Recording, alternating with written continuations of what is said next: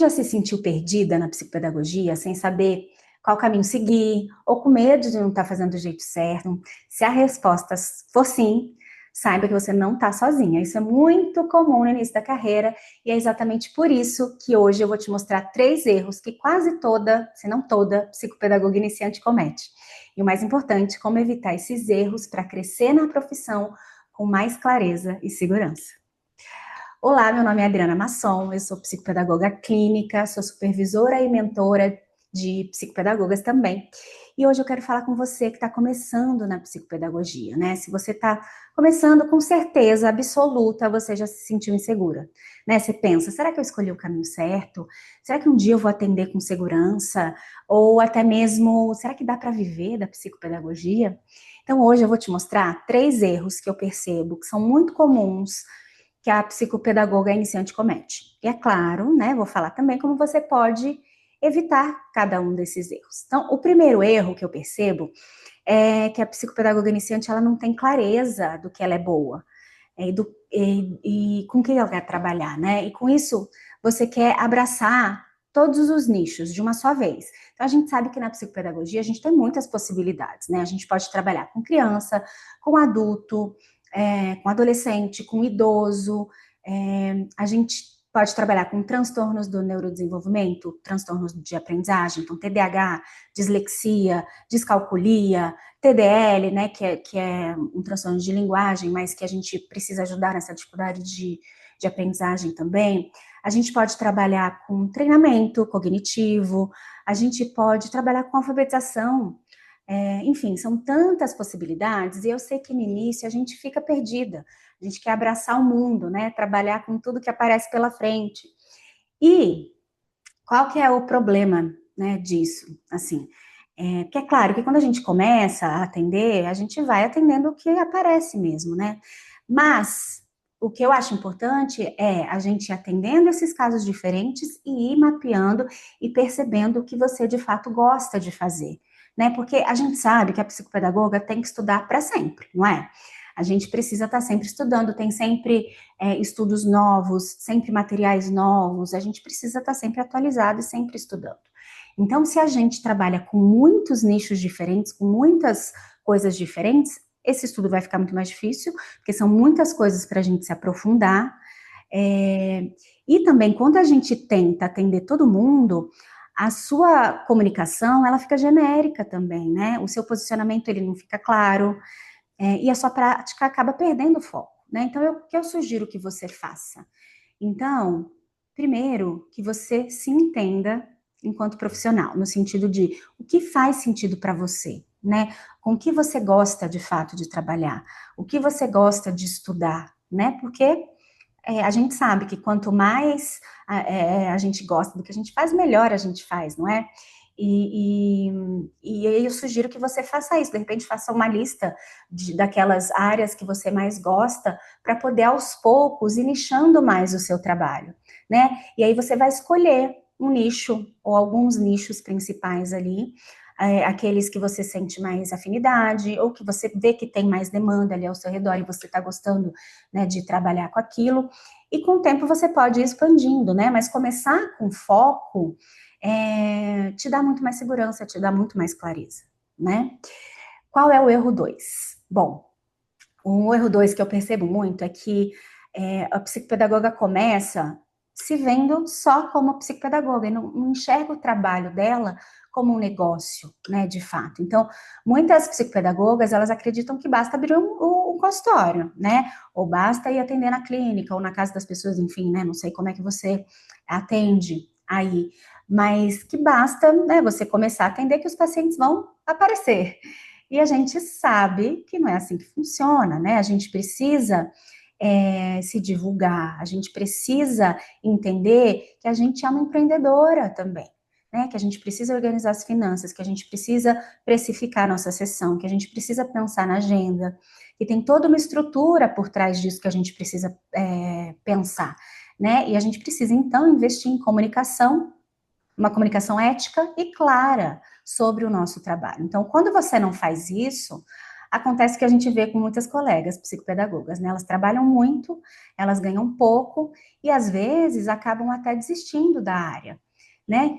Porque ter essa visão de negócio não é frieza, não é, pensar, né? Porque eu vejo que tem algumas psicopedagogas que não têm essa mentalidade no início, que pensam, porque eu não estou pensando em dinheiro, eu faço porque eu gosto, gente, mas a gente trabalha para ganhar dinheiro, a gente trabalha para ser reconhecida e para ter um retorno financeiro também. Então, ter essa visão de negócio não é frieza, né? Não quer dizer que você não se preocupa com o seu trabalho, né? Ali, de atendimento.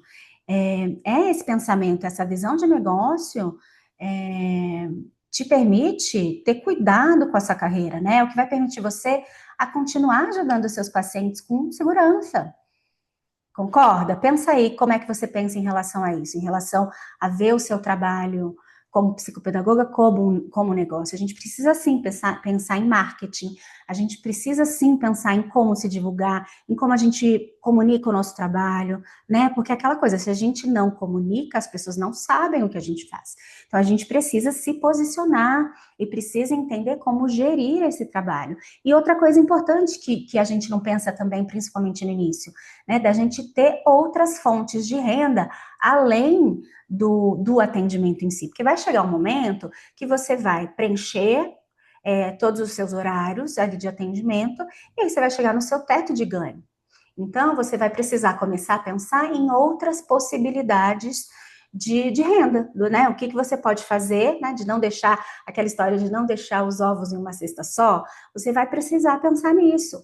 Então, eu vou fazer materiais para vender, eu vou começar a dar palestra, eu vou começar a dar curso, enfim, né? A gente tem que ir pensando em outras possibilidades. Isso também é ver o seu trabalho como um negócio, que é o que ele é. Você é uma empreendedora, pensa nisso e põe isso na sua cabeça. Bom, vamos para o erro 3. O erro 3 é acreditar que a gente precisa ter todas as respostas sozinha, né? Então, a gente acha que a gente precisa saber tudo sozinha, e isso é muito pesado, né? Porque a psicopedagoga, principalmente a que está iniciando, ela se cobra muito, como se ela tivesse que estar pronta desde o primeiro dia, né? E qual que é o resultado disso? Insegurança, porque é óbvio que a gente não vai saber tudo, né? A gente não vai saber de tudo. A gente, como a gente falou lá no primeiro erro, a gente precisa ir se especializando naquilo que a gente faz. Então, isso faz com que a gente tenha insegurança, que a gente tenha medo de errar, a gente começa a se comparar, né, com as outras colegas, mas a verdade é que nenhuma de nós caminha sozinha, gente. A prática clínica, ela traz situações novas todos os dias. E é por isso que existe supervisão, que existe mentoria, né? Então, na supervisão, a gente precisa fazer supervisão sempre. Eu faço supervisão até hoje, e vou fazer para sempre, né? Em casos pontuais e específicos. Então, a supervisão serve para quê? Para o nosso olhar clínico. Então, a gente está com um caso que a gente precisa de ajuda naquele raciocínio clínico.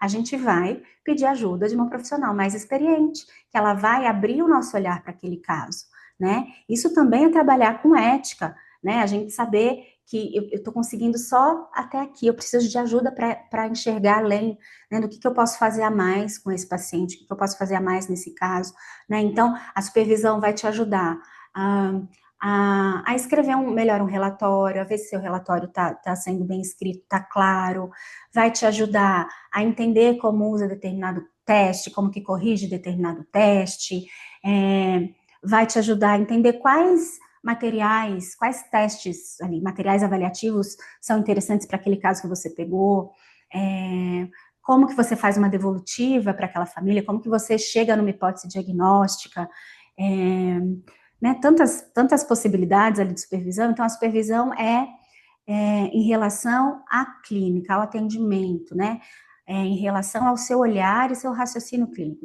E se você tem uma pessoa mais experiente para trocar, vai te ajudar muito, especialmente no início. Então, não deixem de fazer supervisão. Vejam uma profissional mais experiente que você tem afinidade, porque precisa disso também, você tem afinidade, que você gosta da linha teórica que ela segue, né, de como ela trabalha, pelo que você percebe ali, e faça a supervisão, tá? Isso é muito importante. E a mentoria? A mentoria serve para você pensar na sua carreira, você enquanto profissional. Então, como é que eu posso pensar na minha profissão, como é que eu posso expandir, como é que eu posso divulgar, como é que eu posso me entender enquanto profissional, enquanto psicopedagoga, né? A mentoria vai te ajudar nessa identidade profissional. Então, tanto a supervisão quanto a mentoria, eu acredito que são muito válidas, e muito agregadoras no nosso trabalho, tá? Então, se você ainda não fez supervisão ou mentoria, faça, que vai te ajudar demais. Elas vão te ajudar, a enxergar o que você não vê, né? Vão te dar clareza, vão te dar apoio, vão te dar mais confiança para você seguir firme aí na sua jornada, que a gente sabe que tem momentos de muita insegurança, né, que a gente tem. Então, eu mesma já passei por isso, né, no início da minha carreira, quando eu ia começar a atender, né, porque eu já fui professora há muitos anos, coordenadora pedagógica há muitos anos, me formei em psicopedagogia lá em 2006, mas tinha esse medo de começar, né, e para me ajudar eu fiz uma mentoria que me ajudou demais, demais, demais a ter clareza de como era o trabalho, do que eu precisava para começar, sabe? E a supervisão, a mesma coisa, né? A supervisão, a gente pega alguns casos que são mais complicados, que a gente não está conseguindo amarrar, sabe, aquele raciocínio ali. Então, a supervisão é importantíssima também, né, para a gente ter esse olhar de alguém mais experiente, para nos ajudar no nosso atendimento ali, na nossa avaliação, na nossa intervenção, o que a gente pode fazer de fato ali com aquele paciente. Então, isso ajuda muito a organizar o seu olhar e você também ganhar segurança no seu trabalho, certo? Então, agora, para a gente fechar, vamos dar uma resumida aqui no que a gente viu hoje nesse vídeo, né? Que foram os 3 erros mais comuns da psicopedagoga iniciante. Veja aí se você concorda comigo. Se você tem outros erros que você percebe também, deixa aí nos comentários para mim. Então, a gente viu, né? 3 erros que eu trouxe hoje. Então, tentar trabalhar com tudo ao mesmo tempo, né? Tentar ser especialista de tudo, trabalhar com tudo ao mesmo tempo. Não pensar no trabalho como um negócio. E o terceiro, acreditar que você precisa dar conta de tudo sozinha, né? Então, se você se identificou com algum deles, respira, tá tudo bem. Esses erros são muito comuns, mas você não precisa ficar presa neles, né? Eles têm solução. Então, eu quero que você me siga aqui, para mais conteúdos que vão te ajudar, espero, no seu trabalho como psicopedagoga, especialmente se você for iniciante, vai te ajudar a estruturar a sua carreira com mais segurança. E eu quero então que você me conta aqui nos comentários se você já cometeu algum desses erros, ou se você sente que ainda comete esses erros, e se você pensar em algum outro erro que você já percebeu em você mesma ou em colegas próximas, comenta aqui pra gente, tá bom? Até o próximo vídeo.